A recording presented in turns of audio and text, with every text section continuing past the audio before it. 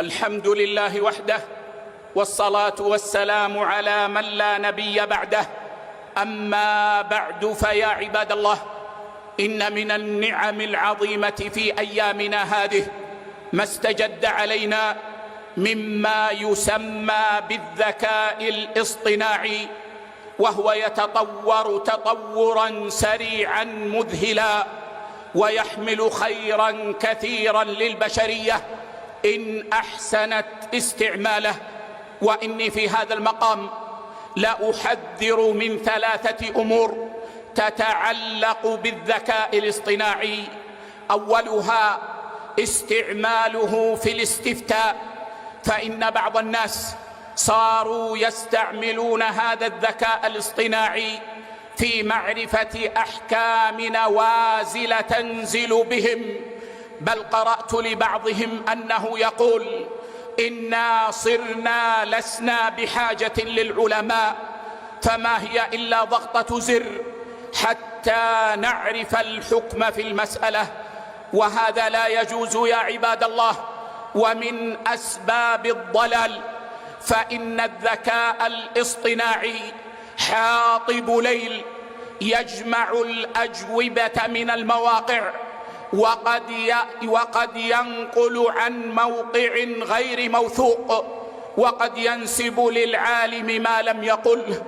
كما أن الفتوى يا عباد الله تتعلق بالمسائل النازلة، والمسائل النازلة لها بساط يحيط بها، قد يجعل الحكم يتغير فيها. فاتقوا الله عباد الله، ولا تستعملوا هذا الذكاء الاصطناعي في معرفة أحكام النوازل التي تنزل بكم. وأما الأمر الثاني، فأحذر طلاب العلم من الاعتماد الكلي على الذكاء الاصطناعي في جمع المادة العلمية لما يطرحونه على الناس، فإن هذا الذكاء الاصطناعي حاطب ليل يجمع الخير والشر والخطأ والصواب. فالواجب على طالب العلم إن استعمله أن يتأكد من المعلومات، وأن يراجع وأن يدقق وأن يحقق. وأما الأمر الثالث يا عباد الله، فهو استعمال هذا الذكاء الاصطناعي في أذية المؤمنين والمؤمنات بالكذب عليهم واختلاق المقاطع المنسوبة إليهم. وهذا الأمر فيه عدة جرائم. الجريمة الأولى أن فيه كذبا يبلغ الآفاق، وهذا من الكبائر ومن أسباب عذاب القبر وعذاب النار، نعوذ بالله من عذابه.